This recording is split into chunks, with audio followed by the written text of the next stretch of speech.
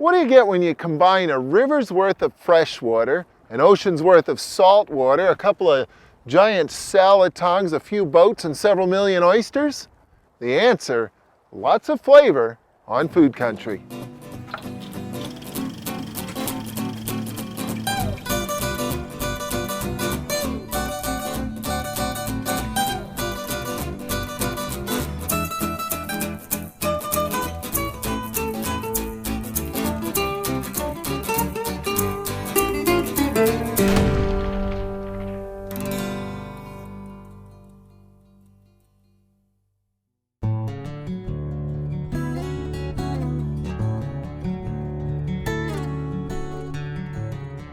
This is Colville Bay, home of some of the finest oysters in the world. Johnny Flynn farms oysters. He's built a thriving business from these pristine waters and their unique ecosystem. And like any farmer, he starts with seeds. At first glance, this just looks like a big pile of flying saucers or leftover dinner plates, but really what this is the first step of oyster aquaculture, because this is what's used to collect the oyster seeds.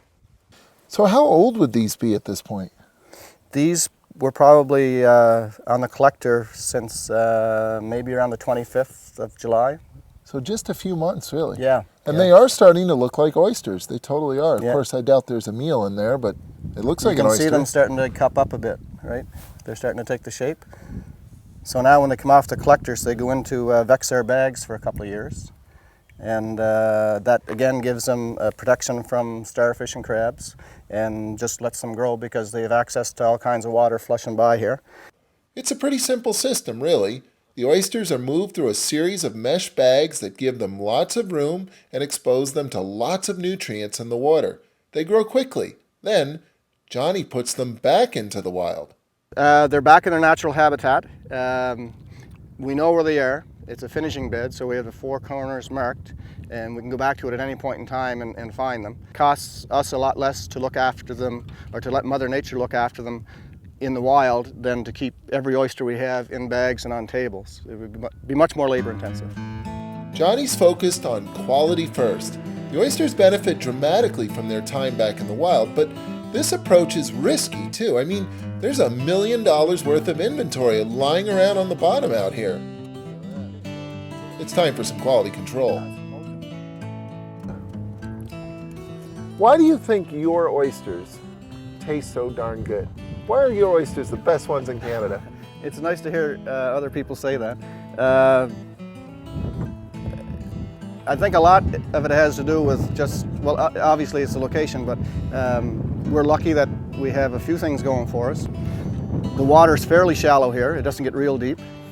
So in the summertime it warms up and the oysters feed, and there's lots of phytoplankton in the water column, and most of the phytoplankton is in the top, I think 2 feet of the water column. Okay. So the water here is continuously changing between high and low, so a lot of times the oysters are in that top 2 feet of the water column getting all kinds of nutrients. Oysters taste like the water they come from.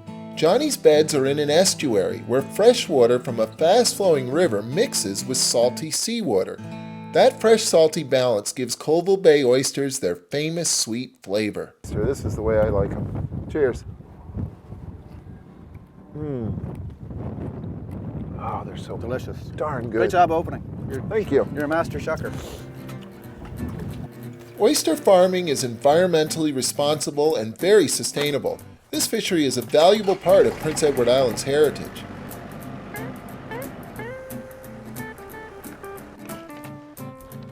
Oysters are heavy.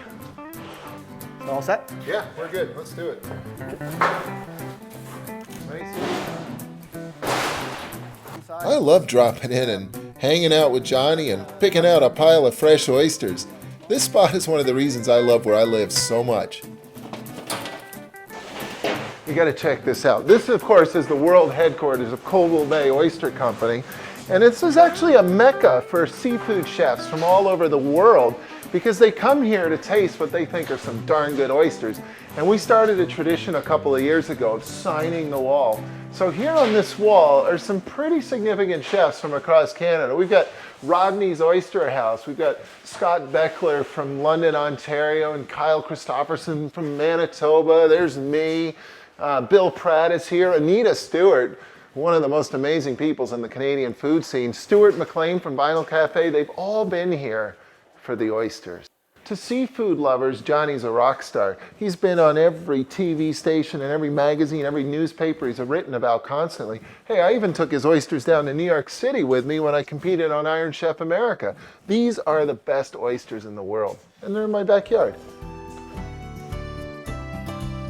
Johnny, thanks for the oysters. I'm heading home to shuck, to slurp, to swallow, all of it. Thanks. Thanks for coming. Thanks for going. We got work to do. You got work. I know you do.